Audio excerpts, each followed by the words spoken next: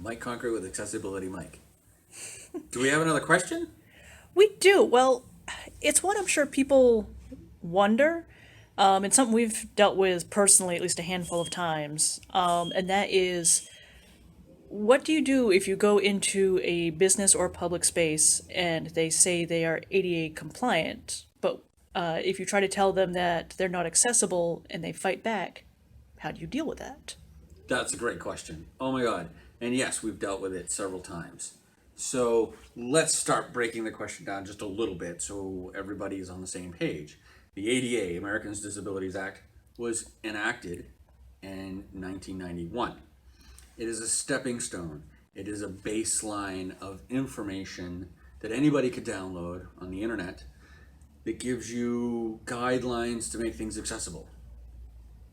36-inch doors, how much weight the door uh, has to pull against in order to open it, bathroom measurements and stuff like that.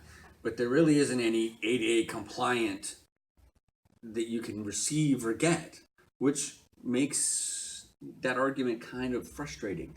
So if you, a person with a disability, go into a business like me and you have a hard time or there's an issue or a problem and you bring it to their attention and they say, but I'm ADA compliant, you can just say, listen, I had a hard time. It's easy or simple to fix if you just take a look at it. I can show you what the problem is, and then you can work on addressing it. But don't get into the argument of ADA compliant because there really isn't any compliance. It's you're either complying with the Americans with Disabilities Act and you're making your place or business accessible or not. Or it is or it isn't. And really the thing is it doesn't have any teeth. There isn't any law or consequence to the ADA. It's all up to us. It's up to us to educate. It's up to us to say when it is. It's up to us to say when it's not. So, correct me if I'm wrong, hun, but the people who go in to check for ADA compliance, they're like me, they're able-bodied, right? There aren't any. There are nobody checking for compliance. The people that check for compliance are us, the people with disabilities. And those that usually make a place accessible, contractors and businesses, they either look at the ADA or not, or they just say, "Oh, that's good enough," or "I know what I'm doing, just do this and it's fine."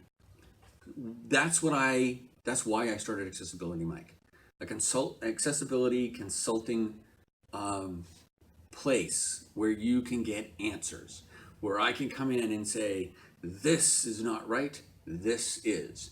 If you want to make it accessible, you really only need to do this. Because it can be complicated or it can be frustrating. Does that make sense? Because there really isn't anybody going around checking for compliance. There isn't.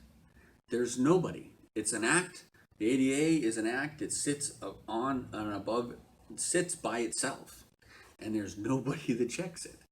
That's kind of the problem is, you know, we either take them to court, work with them, or don't go to their business. Those are really our only three options. That's a great question.